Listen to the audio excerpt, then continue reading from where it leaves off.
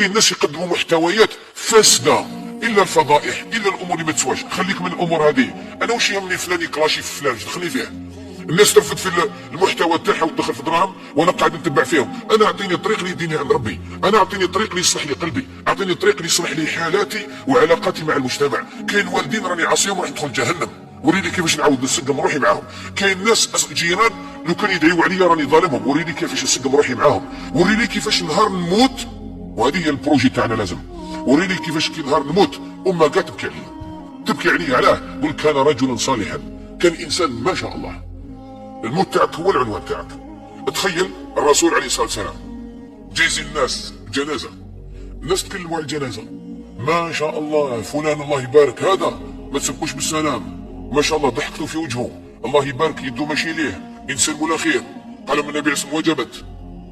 قالوا له زادوا جنازه واحده اخرى، هذا اعوذ بالله استراحت منه الارض، تهنينا من جده هذا كاع خلاص نهائيا.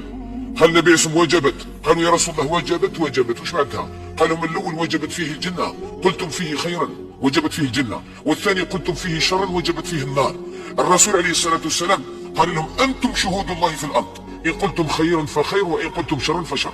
اذا احنا دوك الان كيموت واحد في الحومه، الله غالب ما نقدروش واحد نديروا اجتماع ونتفقوا، تلقى الكلمه تخرج منا بلسان مليح لا سملاح، وهذاك عنده الجنه. هذه من سابق بشرى المؤمن، عاجل بشرى المؤمن كما قال النبي صلى الله عليه وسلم. انت عندك هذه، راك موجد نفسك كيفاش راح تموت، هذه مهمه جدا. اذا اغلق باب الفساد، ما تخليش قلبك يشرب. نظره مش مليحه القلب يفسد، كلمه مش مليحه القلب يفسد، غيبه والنميمه القلب يفسد، غناء ماجد وامور كلام هذاك كامل. اسمع كلام الله، اسمع حاجه تغديك.